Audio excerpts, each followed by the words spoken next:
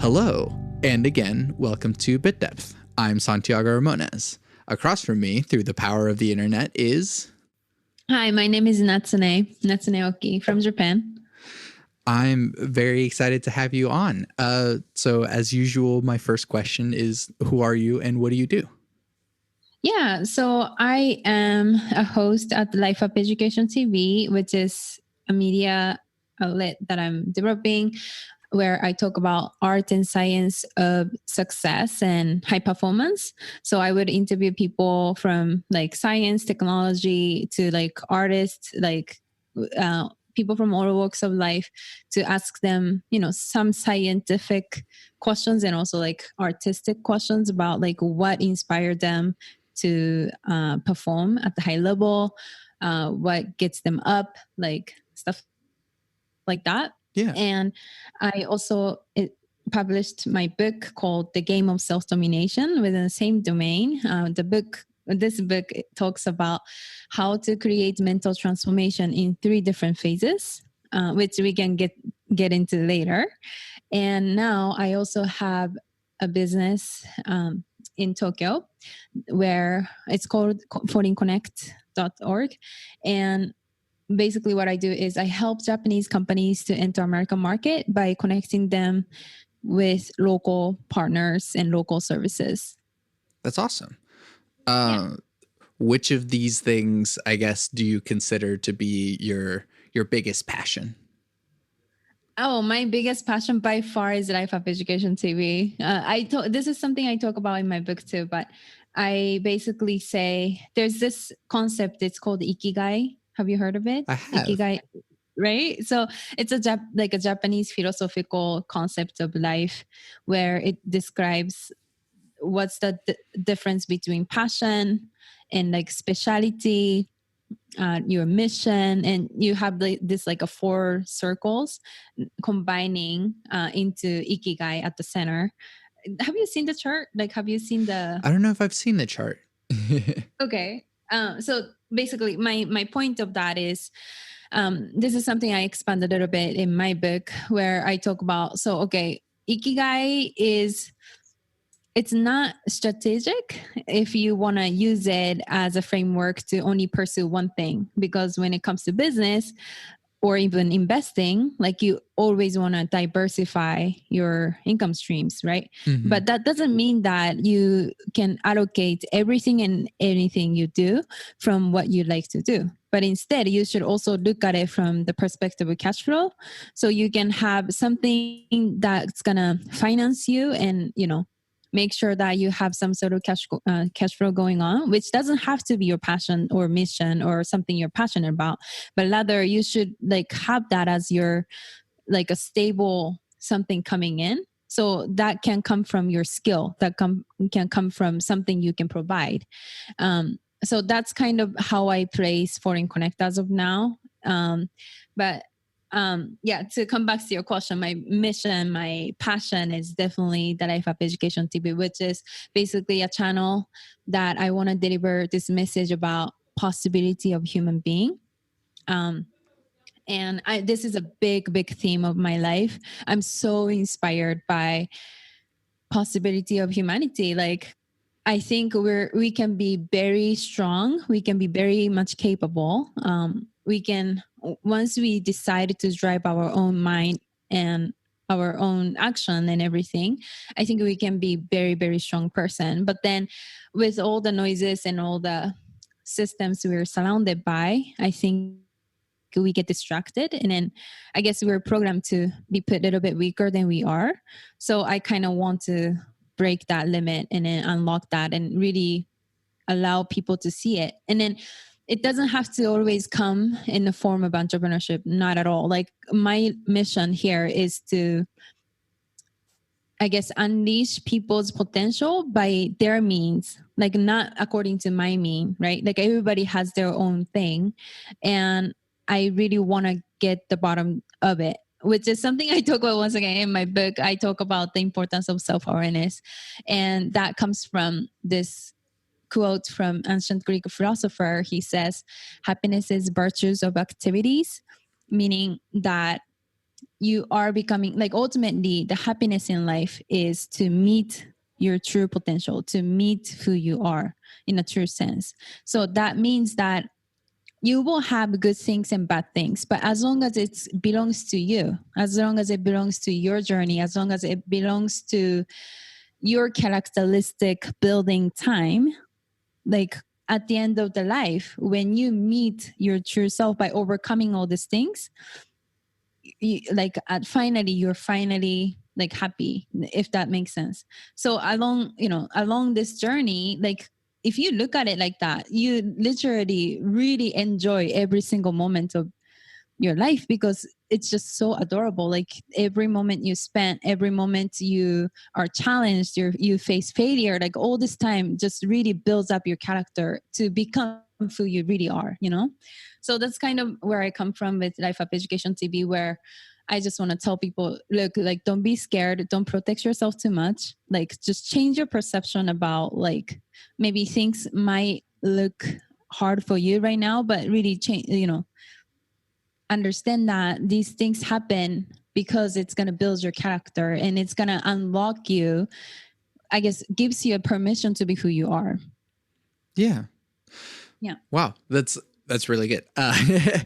So I guess going to the beginning, if you will, how did you get to the point to where you wanted to start talking about success, start talking about Ikigai, and start wanting to share this sort of story? How did you get to this point? Yeah. So I think, like, looking back my life, it's been very unique, and I would say courageous. I've taken many courageous decisions in life. I think, if anything, if I can say something about myself, it's that I'm very courageous. That's one thing I'm very certain about myself.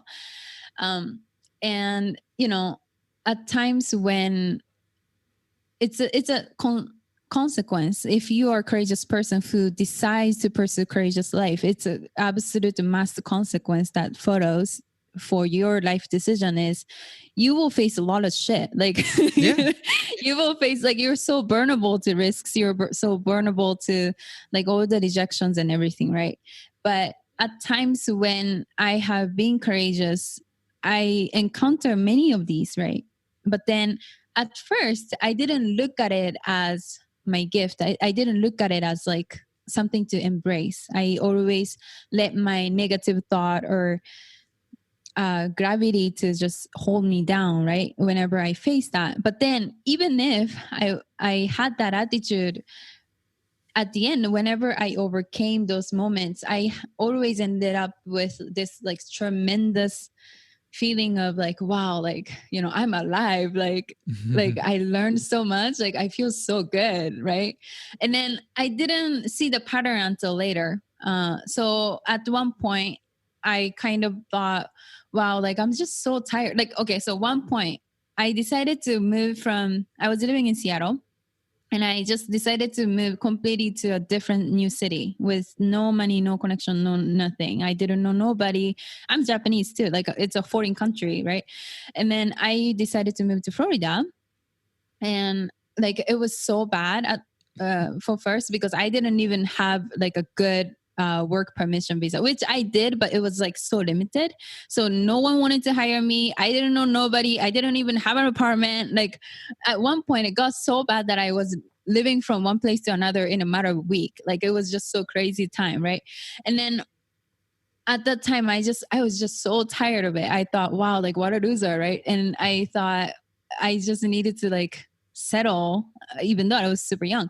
Like, I thought, let's just pursue what is recommended by the society. Let's just get a regular job. Like, let's just stop the adventure side of me. And so anyway, so at that time, like, I kind of decided to settle a little bit more.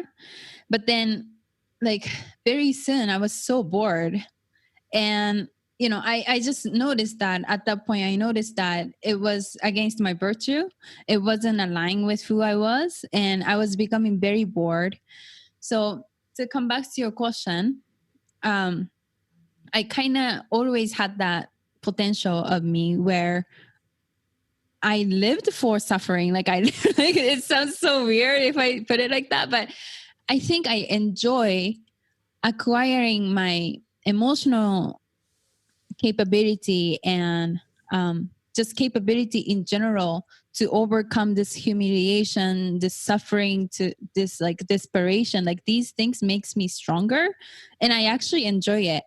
And I thought, wow, like this is probably unique. Like not everybody can think like that. And I really wanted to kind of expand that myself as well.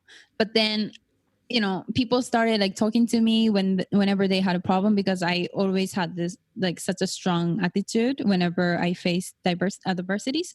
So I guess people started like asking me like, I even developed this mental framework, which I put it on my book. But basically, I put it because people told me like, why don't you just like write a book? Because like everybody comes to you literally, like whenever we have a hard time, like we kind of come to you and then you kick our ass and you know we're good. Like so, I thought, wow, that's interesting. So I decided to write a book at that point. And then I thought, wait a minute. Like, why don't I start like a show, like a, you know, actual, like a video, like a series where I can invite people and talk about this stuff because I'm so passionate about it. So, yeah, that's kind of how the whole thing comes down to it. But even without this media, like my theme of life is the same thing. I'm always very inspired by the possibility of humanity. Like I'm so excited. What excites me is whenever I see the impossible being possible because of like humans, you know, like a strong will, like a strong willingness. And I think it's really amazing to witness any of these events, and it gives me the inspiration to create something for other people as well. So that's kind of where I come from. Yeah. No, that's really cool. Yeah. What is, I guess, your own definition of success? What is, or I guess, is there a point that you get to success, or what does it mean to you whenever you have succeeded, I guess? Right. So this is super interesting that you brought it up, because this is exactly how I end my chapter of my book. So basically, I define the difference between happiness and success. And my whole book is predicated on the idea that you always want to have an inspiration to strive for. And that's that's our purpose. That's our life purpose, to find that inspiration. And yeah. And then like for example, if we talk about money has three roles. The first one is freedom. When we don't like money because of its like, you know, the paper, the physical paper, right? Like we like it because it allows us to have this sense of freedom. We can do whatever we want to do. It's not that we want to spend all day, all night for years and years sleeping. That's not why we like money. So like this is one of the thing is that like you're not lazy. You just don't know what you want. That's it. Like people want to do something. So I think there's this little bit misconfusion right there. And then the second thing about money is luxury. So when I say luxury is not the experience or the material itself. Luxury is the ability to dream. Money gives you the ability to dream, the ability to be creative in life. And then the third one is security. So when I talk about these, right, like the luxury part really ties close to what I'm going to say, which is you always want to have a reason to strive. Like the idea of owning car is more exciting for you than having the actual car, right? And that's the ability to dream. And when you have that excitement, when you have that like a creativity and, you know, like a childish dream, whatever, that just purely excites you, like that's like the greatest feeling you can have. And so when I look at success, one portion of is that like to have this like little bit unrealistic, but then like the unique idea specific to you that excites you to get you up from the bed, and something you have as an inspiration to strive for. And to come back to your question, actually, I want to expand on this. And that being said, success can never be achieved. Success is always in the future. So, for example, speaking of the inspiration, you don't look back whatever you achieved already in the past and you say, oh my God, I'm so excited by the success I have already achieved, right? Like, you don't call that as success. It's part of you already. Like, it's not something you're striving for. You're not facing forward in that way. So what I want to say with this is, you want to have that inspiration that always makes you move forward.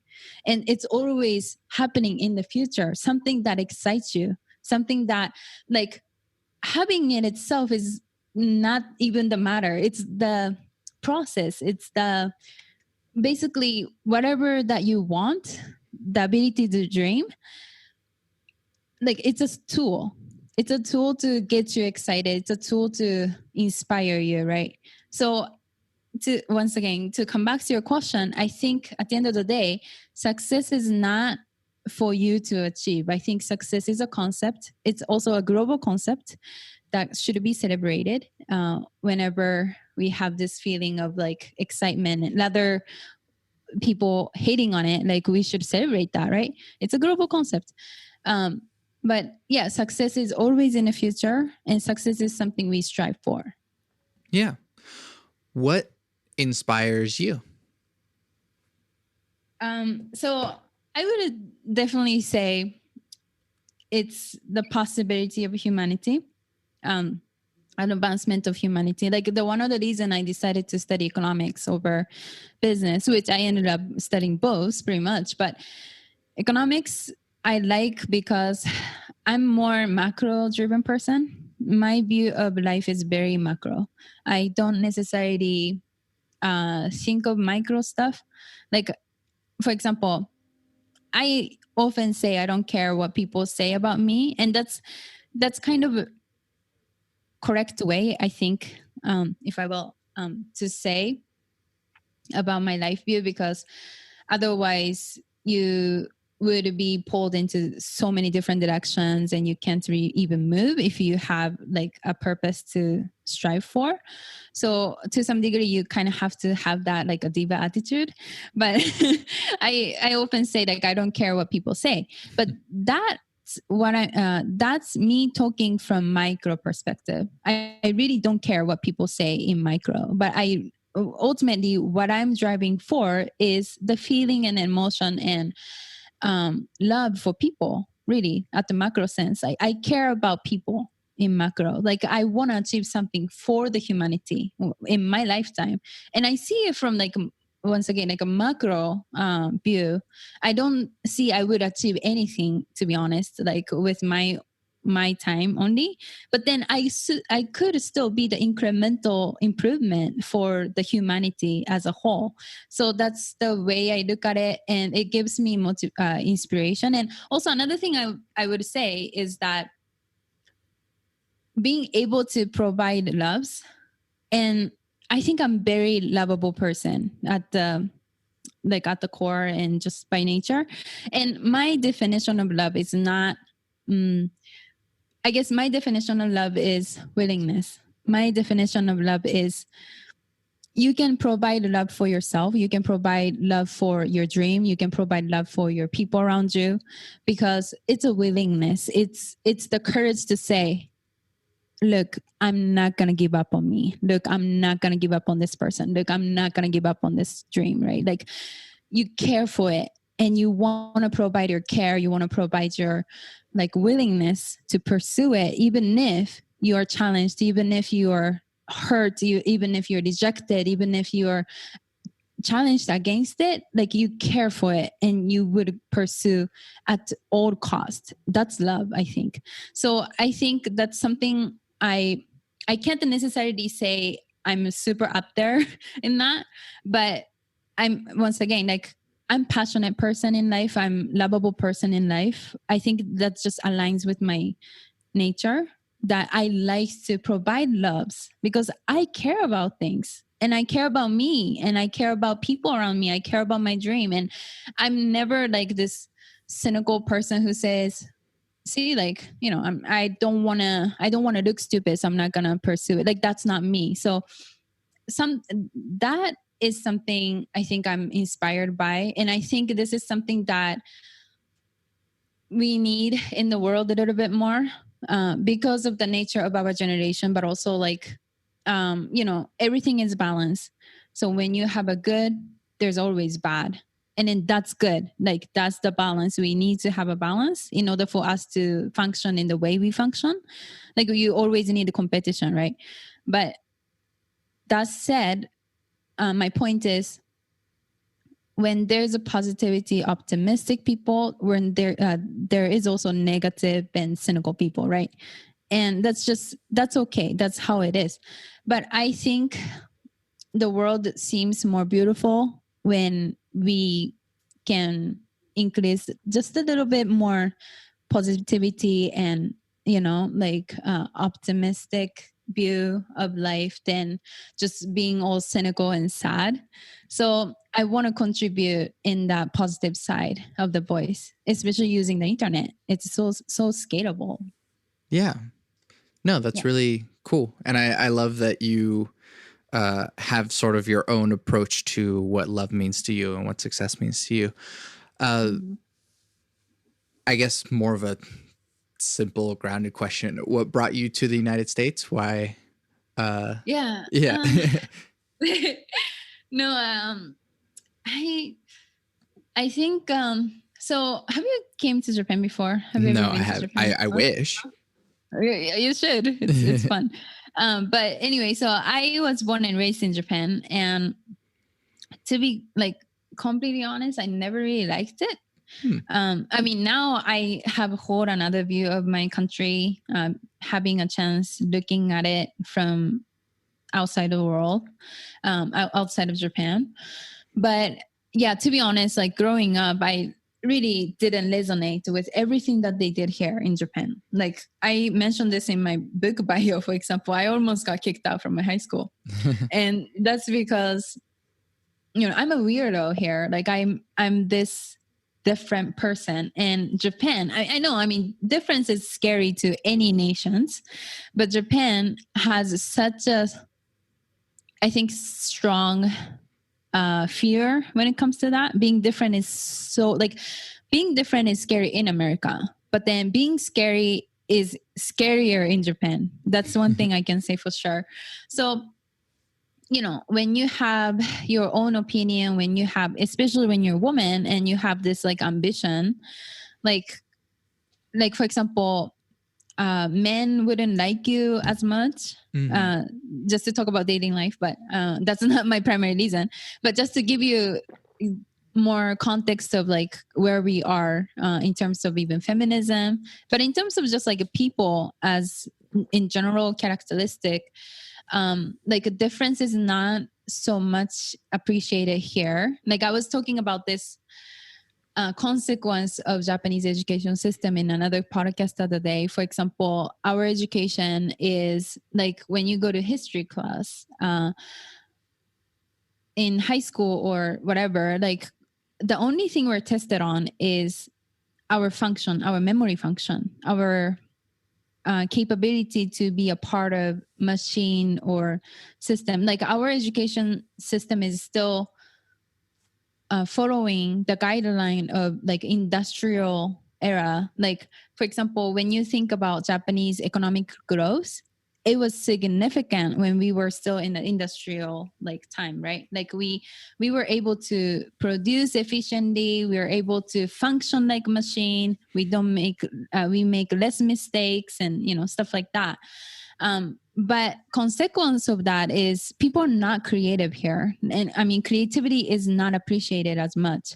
So we end up having an economy where, for example, America, you guys are great at coming up with like innovative companies, like innovative ideas about products. Like a lot of those like big corporations right now on the internet comes from America.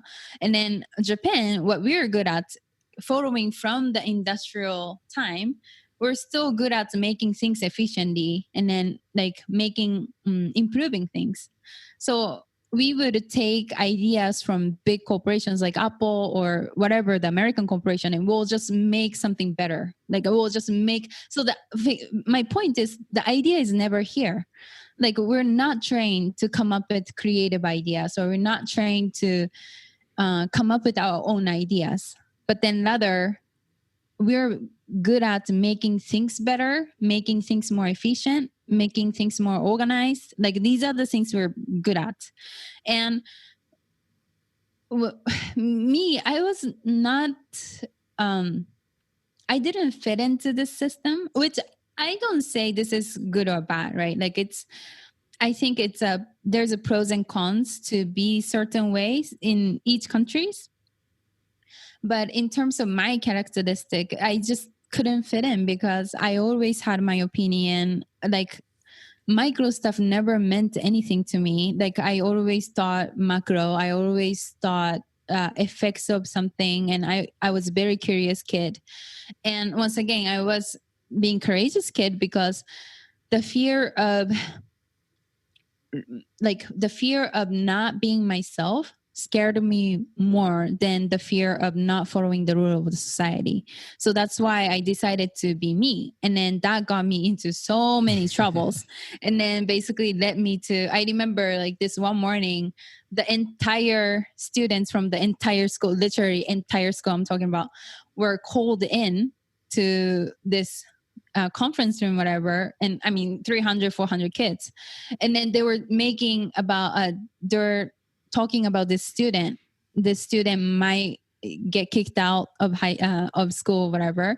And I was like, holy shit, that's me. like it was so crazy. But, it got me a lot of trouble for me being the curious kid. And then, so to come back to your question, it was just necessary. Like, I think I thought, wow, like I cannot succeed if I stay in this country. I know that I mean to do something, but if I have to be successful in this society, I have to be like them, and I cannot be like them. So I gotta do something about it. And it just came natural to me. Like I always thought I should go out of the country. And if I missed that chance, I probably wouldn't have any chance to go.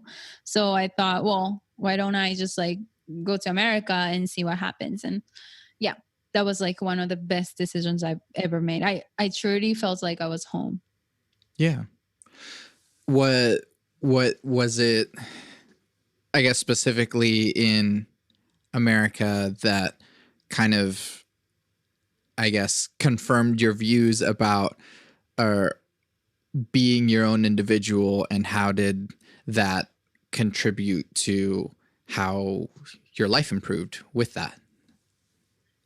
I think, I mean, it kind of goes with the same concept of like being a startup versus like corporation. I think there's a lot of like similarity in this concept, but basically Japan, failure is a shameful thing to do.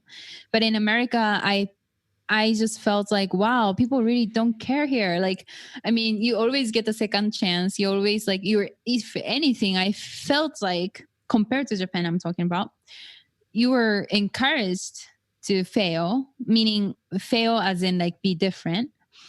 And even fail, right? Like fail faster and just pick yourself up and go. Like you always get a second chance. But like in Japan, like, oh my God, it's impossible. Like you cannot, you should feel a shame on you. Like if you even slightly fail, or even make attempt to be different, you should feel shame on you. Like that's the kind of pressure you have here.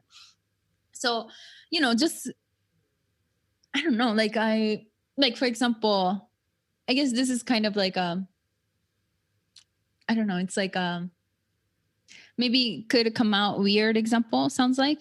But for example, like the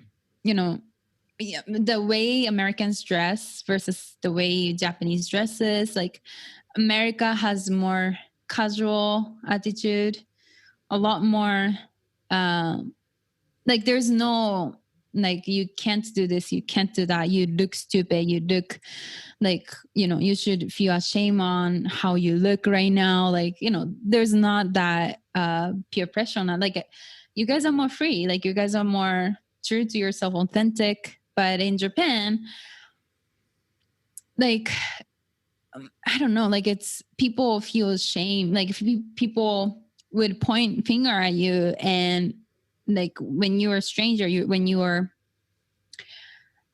I guess, different, like by any mean, if you look different or think differently, like people just want to point finger at you and say, wow, like you loser, like you think differently, like you should feel shame on you. Like it's very hard to explain this. But when I went to America, like that was the true feeling I had, where I thought, wow, these people really don't care, huh? Right? Like, but in a good sense, really. Like, I think that's what makes them hard.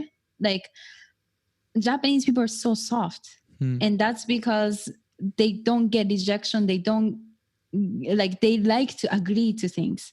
They don't like conflict. They don't like, so just so soft, and but once again, like there's also good and bad side of it, right? Like it's all about context. But in terms of just nation as itself, once again, there's also pros and cons, and also self-awareness of the culture.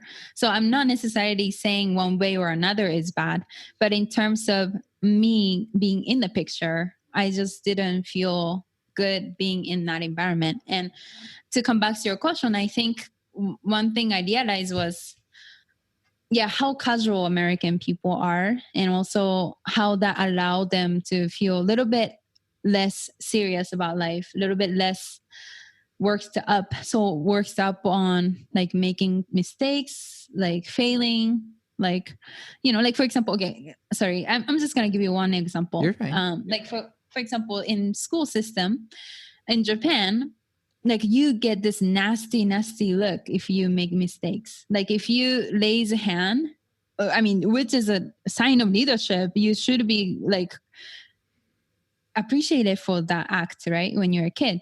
But when you raise a hand and then when you get the answer wrong, you would get such a nasty look from teacher, from kids around you. Like everyone thinks, wow, you're so stupid. Like you shouldn't even try, right? And then we even have this phrase where we say "minotake ni atta koudou suru," meaning like know your worth and act within your worth. And I mean, who the fuck cares about your worth? Like that's not inspirational at all. Like if you're a scary cat and then always try to stay within the worth, you can never have the opportunity to expand your worth. And then expanding, like knowing you exceeding your expectation is what inspires me. So there's this definite gap, like a conflict in the way they operate in Japan versus the way I operate my life. So I hope you got the little bit of picture of where I come from. Definitely. I guess one last question on this front. What advice do you have for other people that are wanting to start their own business or start their own media or write a book and publish it? What advice would you give to those people? Right. So I was listening to Gary right before this interview, and he said something very interesting, and I very much resonate and agree with. He says, don't listen to your positivity, don't listen to your negativity, only listen to your market. And then meaning that when you keep listening to your positivity, you become entitled and soft. If you only listen to your negativity, you become cynical and scared and weak. And then if you listen to the market, you basically become practitioner. Like you are able to be realist, and then you're able to navigate your own action according to the market, which is basically what the emotional intelligence is. Like I talked about difference between being independent and being interdependent. And that's exactly where it comes from. Like we tend to, once again, it's a macro thinking, like we tend to, because we are stuck in our own body, right? Like the whole life, the only perspective we have is within this own body, within this own perception. But we are literally the part of the bigger system, which is to have this thinking of being in interdependent, understanding that we are part of the system. It's never about you, never at all. When you have a hardships, when you are happy at any state, it's never about you, right? Like you're just like playing within this like a small bubble. Like it's just only your world, which has advantage to it too, because when you know that, like you really don't give a fuck about your failure at all. Like you can just like, well, I fucked up, but you know, it's just me having this perception, and I can always like turn this around, and there's no really meaning to things, right? Like you can always like shift your thinking because of it too. But anyway, so I very much resonate with this advice, because I really believe this is truly something important to always remember of, which is when you're happy, remember that it's not about you. When you're sad, especially when you're sad, remember that it's never about you. It's always about the market. So know how to be emotionally intelligent, and don't take your personal life or even like a personal success of in business as a sign of something, right? Like it's always neutral. You can always keep it neutral. If something happened, that doesn't mean bad or good. It just means it happens, and that's it. Like you have to be always ready to adapt to the market. Like, so I guess once again, sorry, to come back to your point, I guess to make it positive, I would say when you fail, like don't make it too personal. Like it just happened. That's it. Like stand back up and start a new thing. That's it. Yeah. Great. Yeah. Switching gears, and there's no real good way to transition into it. What is the role of spirituality or religion in your life? In my life. So I'm, how do you say, how do you say? The person who doesn't have the religious, like religion. I guess atheist or secular Atheist. or yeah. Yeah. So I am that, yes. But I do believe that once again, like we are part of a bigger system. I look at, once again, like my view is so macro. I look at humanity as a macro thing, and we are part of a bigger system trying to achieve something greater, and then something good for the generation tomorrow, like generation future. So I don't necessarily have a specific belief in a specific religion, but with this framework of thinking, it gives me deeper connection with the universe, gives me deeper attachment to the humanity. And I kind of see it as like a whole united thing. Like I don't necessarily see us being separated too much, even me and you. Like we're entirely different location. Like it's kind of hard to see that we're one thing, but we are really one thing. But we need to like really step back from our body and see that. But then now we are still in the, trapped in this one body. Like it's very hard to relate. Yeah, so that's kind of my take. Like I look at it from a macro perspective, that I see the whole thing united, and then I just want to contribute to navigate our united, I guess, soul, or just one unit, to move forward in a direction that's going to make us happy. Yeah, that's great. Yeah. Regardless of the atheism, what is your definition of God? Whoa.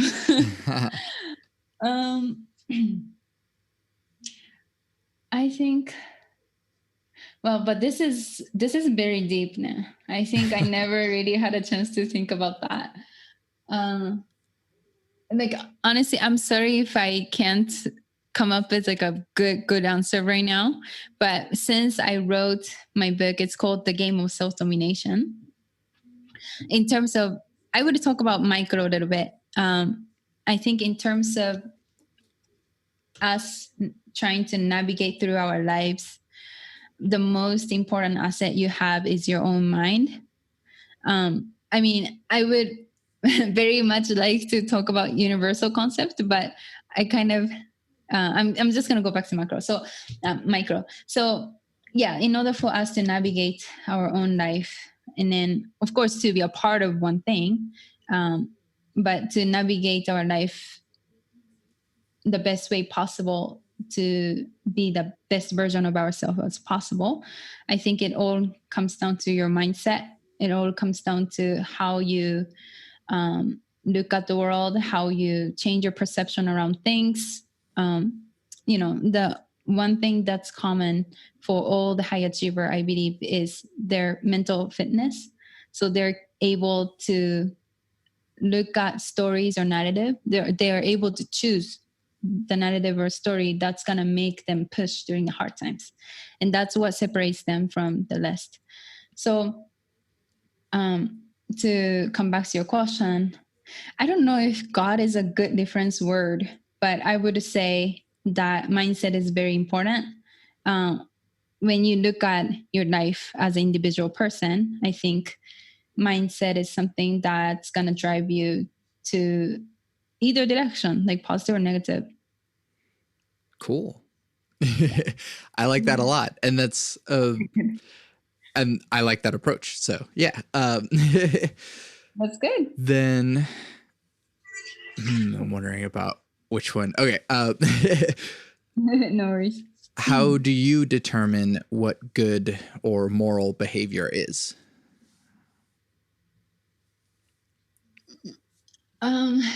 Good or moral behavior.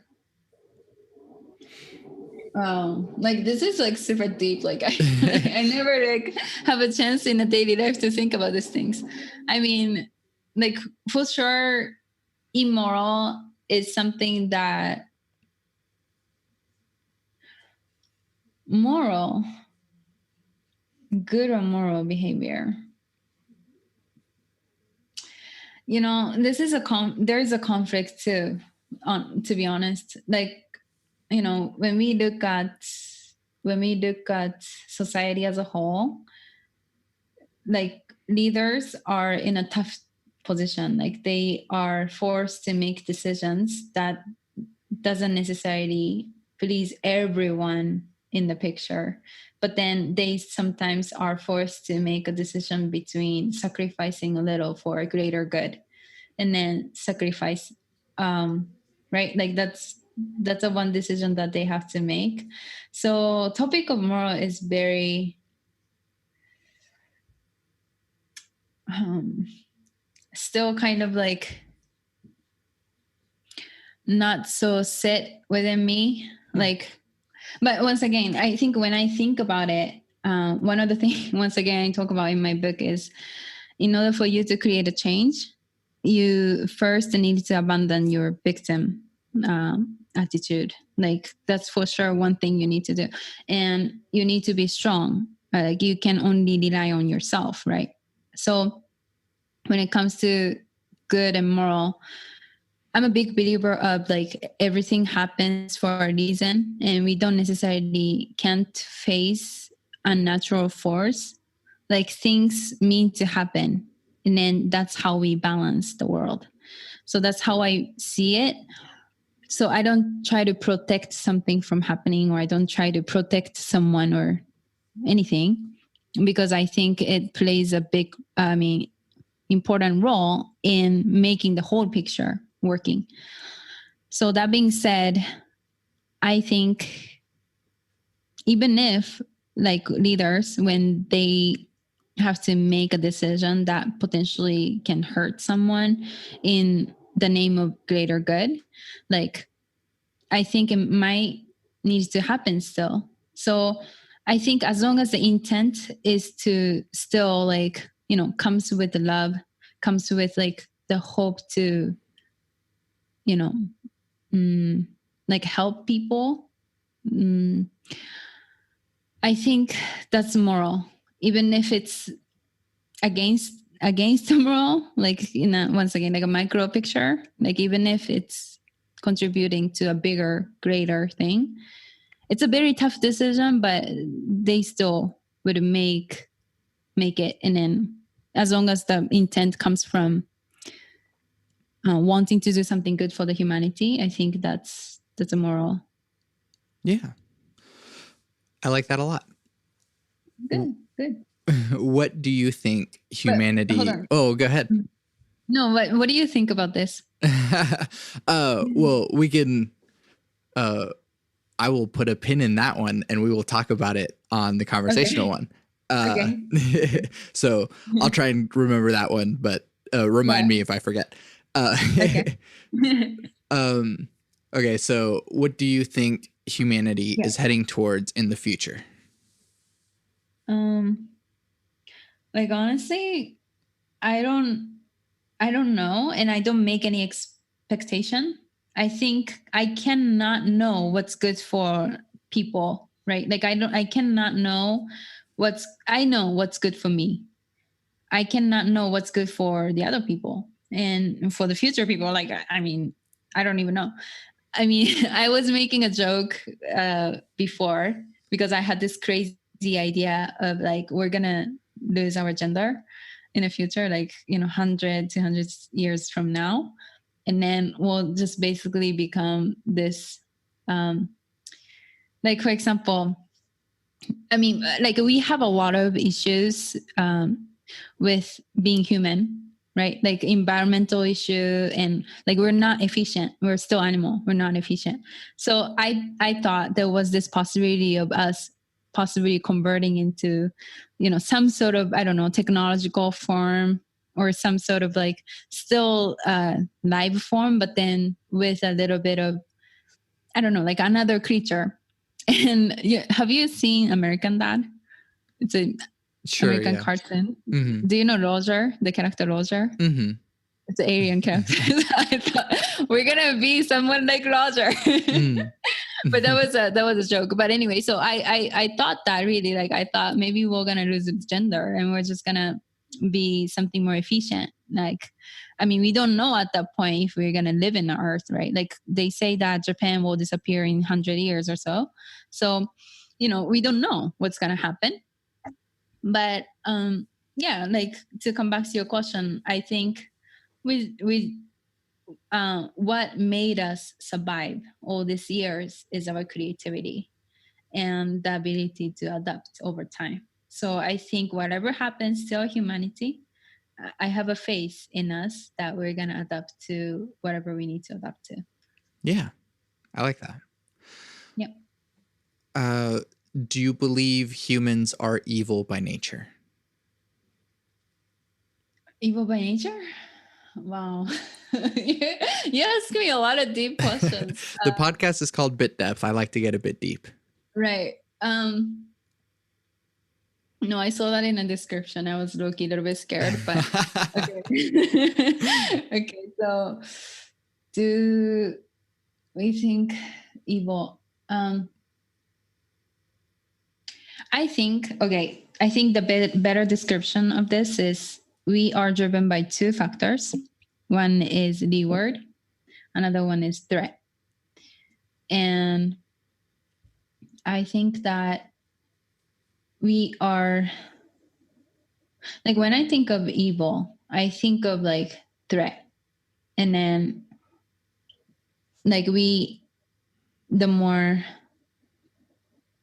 like we are scared animal, right? Like we're scared of making stuff happen and doing things. That's how I kind of see evil, because we don't necessarily do things out of our intention. I don't think. Like, I think when you look at countries like where was it? where was that? I forgot. Norwegian or something. But basically, the prostitution rate is way lower in one of those countries, and then that is because women have equal right. Like they don't have to do things to survive, right? But so that comes from the threat. Like if they are able to bring themselves up, I mean, this is not talking about the individual level, I'm even talking about the government level. Like if they can manage the system where nations are safe, I don't think there's much chaos happening, right? So I don't necessarily see humans as evil. I think it's more of that factor of levers and threat factors that drives us to do things. Yeah. What are you optimistic about for our future? Optimistic about for our future. I think during this pandemic, or even like in general, but especially with this pandemic, I think we are more like we're stronger. Like whenever something like this hits, once again comes back to my very original point that we covered earlier. I see as opportunity for us to be stronger. I see it as opportunity for us to grow. And these are the times really like when you look back, you appreciate it a lot because it builds your character, it builds who you are in a stronger sense. And I think I'm very optimistic that regardless of everything happening right now, I think this is giving us a new perspective and realization of who we are, making us stronger. And I think this really teaches us and gives us perspective moving forward when we even go back to the normal state. I think this is gonna remain with us as something positive, that the time that builds our character. And once again, everything is balanced. So when there's a when there's a bad, there is a good. So the good thing will follow for sure. Definitely. That's great. Yeah. What makes you content? Content. What do you mean by content? Sorry, I'm Japanese. That's okay. Content is a word different from happiness, but similar. So it's sort of like, in a way, satisfaction, but it's not quite happiness, but it is good. In the state of peaceful happiness. Yes. Okay. To know that if I suck, I will fail. I think that makes me peacefully happy. And I tell you what I mean. Like, this is probably comes from the spirit of I'm not afraid of failing. Like, that's probably what it comes down to, is that I don't try to protect me. Like, if you suck, you will fail. And that's it. Like, there's no further definition to it. Like, it doesn't mean that you're a failure. Like, failure is never about a person. Failure is always about event. And then the one who will fail and stay fail is the one who's going to suffer. But then if you're smart, like, I trust myself. I have a faith in myself enough that I know that I'm not going to make it as like forever event. I know that I'm going to acquire skills that's necessary for me to become stronger, become more wiser, more capable, and come back and build something new. Like, I'm not afraid of failing. And once again, like, I think I live for that humiliation and even like, that burning, I don't, revenge is a very strong word, but in a sense, yes. Like, I don't necessarily, I'm not afraid of it. And that makes me very peaceful because that makes me focus on what's really important, which is growth. Like, I'm not interested in defending. I'm not interested in defense. I never play a game of who's right or wrong. Like, things don't have a meaning. Like, if you fail, you fail. That's it. Like, if you suck, you fail. That's it. Like, and then like when you truly embrace that, and then when you really have that mindset to look at failure from another lens, like of positivity, like you really can't be afraid of it. Like if anything, you will welcome it, and then you will say, wow, like this is another opportunity for me to become better, like become stronger. And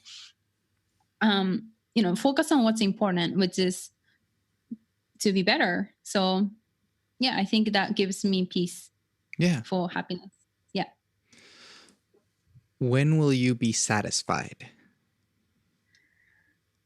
Uh, to be completely honest with you, like, I mean, I have been in many like different state, I think, of mine. And I mean, at one point, like, I did that party life too. Like I've been on a yacht, like on the weekends, and I just like, going to all this like different garas and like, parties, whatever. And I mean, those were like a picture of happiness for me. Like I thought it was going to be, the picture of happiness, but it really wasn't. And when I was truly satisfied, like, believe it or not, I was suffering. Like, I was like, so suffering. Like I failed one of my business I had before this. And, I was so like thankful, as I knew that I was failing at that time. Like I was just so thankful because I was living, I was alive. Like I felt like, wow, like this is so emotional to me. Like I suck shit right now, but like I know that I'm becoming stronger. I know that I'm becoming more capable, and I love myself for like being up for my challenge. And I'm like, like I just saw this true value of myself, and I loved me because of that even more. Yeah. So I think, to come back to your question, I don't necessarily expect a point of life in the future where I'm going to be satisfied, but this is a feeling I acquire everyday basis. I'm just so thankful, I think, for wherever I am. I just feel like I love myself. Like I love my life because it's very beautiful, Yeah. What advice do you have for people in general? In general, Yeah. um, I think my big thing, once again, is the possibility of humanity. And that being said, that cannot be met without the spirit of failing, like spirit of separating failure. So that's, yeah, number one, hands down, that advice I want to give to people is, know whose opinion matters the most when you fail. Do you care about other people's opinion the most, or do you care about your opinion the most? It's the game of self-domination. So you need to, which is the name of my book. So you need to really stop protecting yourself and be willing to enjoy even the failure journey. And that's going to make you stronger. And, focus on what's truly important, which is growth. So always make sure your success photos, but really focus on what's truly important. Yeah. Last question. Yeah. Cake or pie? Pie. What is, I guess, your ideally favorite pie or the best pie? Best pie? Wow. Let's see. I said pumpkin pie. Ooh, cool. I like pumpkin pie. Yeah, that one's different than the ones that I normally hear. Okay. What do you normally hear? More like fruity pies, like apple pie or Okay. maybe. I mean, pumpkin is kind of fruity, no? Is pumpkin a fruit?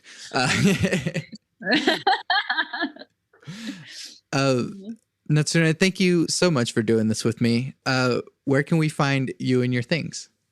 Yeah. So I'm a host at Life Up Education TV, which you can find on YouTube, but also I have a website. It's called lifeupeducationtv.com. My book, The Game of Self-Domination, is releasing in August 27th. So you can purchase it through my website. It's also available on Amazon. I have TikTok, Instagram, LinkedIn. My name is Natsune Oki. Twitter. Yeah, that's about it. Oh, Facebook. So, but I mean, all these social links you can find on my website, lifeupeducationtv.com. Great. Awesome. I look forward to seeing how well that book does. I do want to read it. I'm sold. Good. Good. Again, thank you so much for doing this with me. Yeah. I'm Santiago Ramones. I'm Natsune Oki. You can find everything that I do on my website, santiagoramones.com. I make music. Bloom is available now, streaming everywhere. Put it on in the background or show it to your friends so you can all enjoy it together.